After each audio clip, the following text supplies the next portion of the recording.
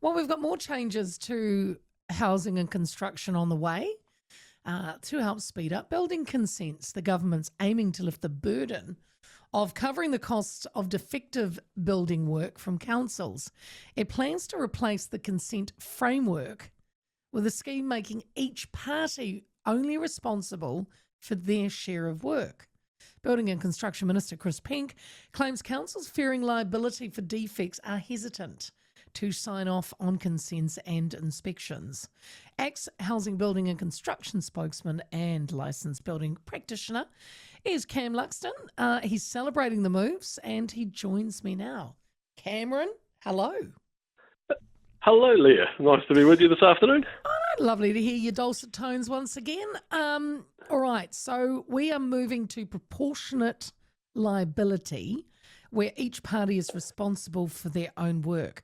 What currently happens when it comes, say, to defective building work? Can you explain it to me like I'm a 5-year-old? Oh, no, I'm sure you've got a far deeper knowledge than most people would. But here we go. Okay, so 10-year-old. All right, we've got currently when it comes to, there's a whole lot of cooks in the kitchen when it comes to certifying building work. So You've got the person who's designing it, the person who's constructing it, and then you've got the council who is signing it off. And we have a thing called joint and several liability, which means everybody involved in the project is jointly liable. But as we have seen in things like our historic issues around leaky homes crisis and other issues that have come out more recently in jobs, that sometimes you end up with, often you end up with companies folding over and leaving the last entity standing in that joint and several liability, which is the council. So councils know this. They hold the liability on behalf of the ratepayers, who at the end of the day fund the councils. So councils, so it's all line. So the underwriting of our building industry for things going wrong is paid for by the ratepayers. So that joint and several liability it's one of those things that when you're in the industry or around the industry, you know that is one of the core problems that we have in getting costs of building down, because at the end of the day, delays and risk avoidance, which is sometimes justified and sometimes is far too much, that has led to a high cost to build housing in New Zealand. And so, like I say, when you're in the know, you sort of know this thing of joint and several liability is one of the issues. But what the minister's announced is an intention for the government to move towards a proportionate liability. Right. And the minister has made, and so it's getting away from that joint and several liability where default all ends up on the council to a system of joint and of proportionate liability. So how much of this is going on then, Cam? Because, I mean, how many people are building bad buildings? I gather there are some because these rules are being changed. Well, New Zealand's got we all have heard of the leaky homes crisis. That was a while ago though. Still scared the bejesus out of people. And fair enough for New Zealanders to have that, that memory of that event, which is still ongoing. It was an extremely costly thing for New Zealand. And so, it's fair enough for New Zealanders to be worried about this. We do need to have a way of checking on and confirming that buildings are built as designed and that they are designed to a standard which New Zealand is happy with, that being the building code. So how much of this is going on? I mean, it's not. I don't believe there is a huge amount of buildings that are being built I don't think there's buildings being built in a shonky way without a fallover, and that will be a proportional liability, and it will be obvious who it is if it's a council not checking or if it's somebody building in the wrong way. But really, the amount of it that's happening isn't the thing here. The problem is that it's this joint and several is hanging over the councils.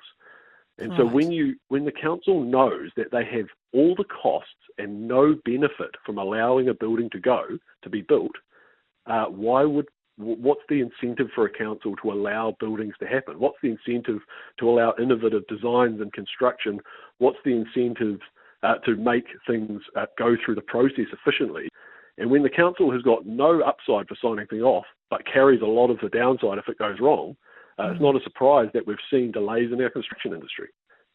Strange how it's got to this, Cameron. I mean, I have no idea. No, of course, I had no idea what joint and several liability was. But okay, so how do you work out proportionate liability? Who makes that decision? Like, is it you build something, and is 40% going on the builder? Is 10% go to the council? Is 30% the architect's fault? I mean, if we're all now making, you're responsible for your share of work, who points the blame? And that is why he's such a good interviewer, Leah, because that is the astute question that needs to be asked. Well, I'm a 10-year-old, remember? Why? Yeah, so I'm very inquisitive. That is the question that I have too.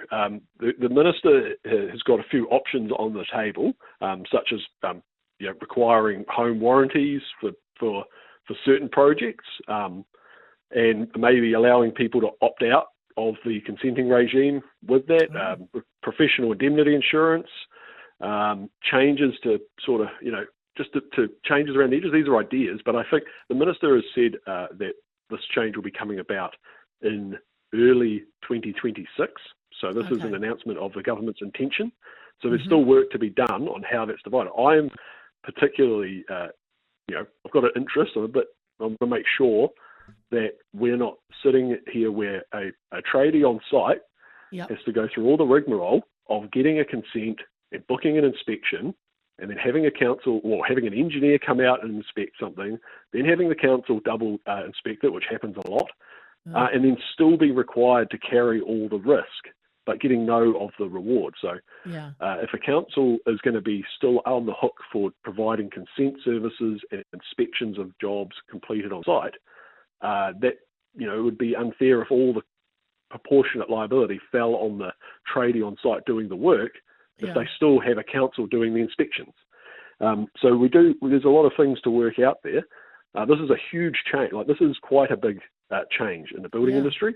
It's got a massive potential to do a great deal of good in freeing up the building system and allowing some changes to happen that get building cheaper. But we have to be sure that this is going to be done in a way that works. So I think it's wise of the minister to announce it, this year with a lead-in time to introducing legislation, so that we can get our heads around it and find out and think about where proportionate liability should lie, so that the industry and New Zealanders, councils, and home buyers are all comfortable with that. Because at the end of the day, this is, housing and building is fundamental to everything we do in New Zealand. It's where we work and live. It's got to be done right. Everyone's got a I don't know, how would you say, a dog in this fight, perhaps. Yeah. As the Minister Pink also made it clear what would happen if, say, the building company or a builder falls over before they can take responsibility? Yeah, so the minister. I asked a question of the minister in the House yesterday on this, and he referred to work that's being done by the government around phoenixing of companies. So that's when a company, on the books disappears, but then starts up again with the, pops up again with in another a different name. way. So there's work being done around that. So I think this is not a quick announcement. This is a workmanlike way to go about fixing a system, finding a way to make this work, because it is so important. It's not just a flip of a switch. We're going to a system. It's got to be done properly. But it comes along with other. Yeah, we don't want it to go wrong, and it comes along with other announcements in regards to building consent authorities as well. Yeah, no, I'm going to ask you about that. So this is another change that allows mergers of building consent authorities. Currently, there's 66 different BCAs, and each have their own interpretation of the building code. So what can that mean for a builder or a building company?